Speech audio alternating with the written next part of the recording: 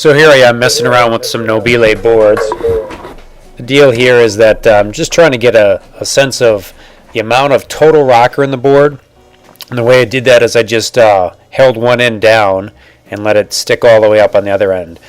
Doesn't really tell you what the shape is or kind of where the rocker is in the board, but you know, it gives you a picture of just how much total rocker there is. A little bit about the measurements here. I'm not, again, being real exact, you know, I'm just getting a ballpark here. But this is a Nobile 2011 50/50 board, and basically the total rocker comes in somewhere around 4 inches. Okay, so pretty good amount of rocker. Again, not super exact, just getting a ballpark here. 4 inches of rocker on that 2011 50/50. This is a 2011 Nobile NHP. Again, about 4 inches of rocker is where this is going to come in. A little less, maybe 3 3/4, something like that. But again, just ballparks here. As you can see the ridges on the board. You can see kind of it wants to snap back to shape pretty good.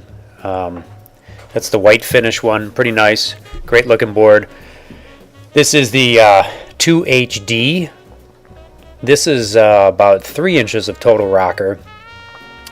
And again, this doesn't really tell you a lot about the overall shape, but of that rocker, where it occurs, in other words, between the feet, more towards the ends, or is it a constant curve?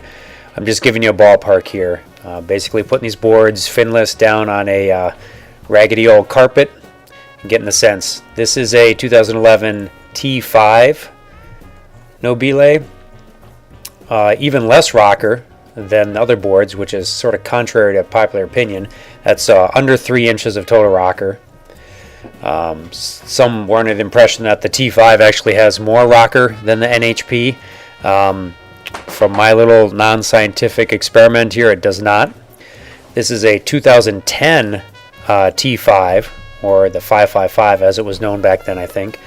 About the same amount of rocker, you know, under 3 inches total rocker, or you know, pretty close to 3 inches. Little flex in the tips there. That's the main difference, is that those tips have good flex, and so you can see that there.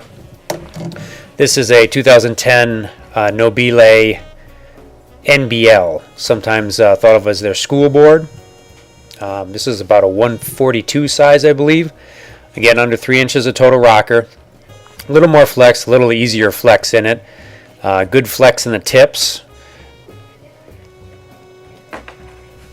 Good overall, you know, lighter wind, earlier planing, sort of entry-level board. Now I'm going to bring back the 2HD to compare the flex tips there. Again, the 2HD having lower rocker than the NHP and the 50/50, but much flex in those tips. Definitely can flex those tips. Compare that now to the NHP, and there is much less flex in the tips. It might have to do with those ridges on the board.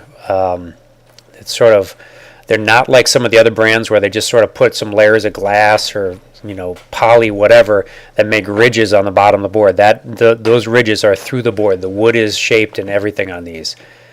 50/50, even less flex in the tips, but these tips are more rounded as well, so it's not like you're going to catch lots of spray on that because those tips are more rounded.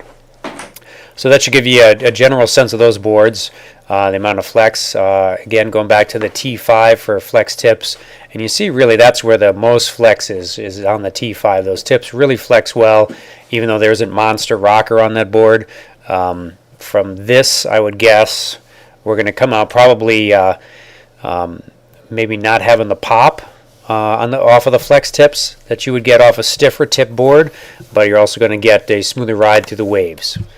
That's my best guess at it, and thanks for watching.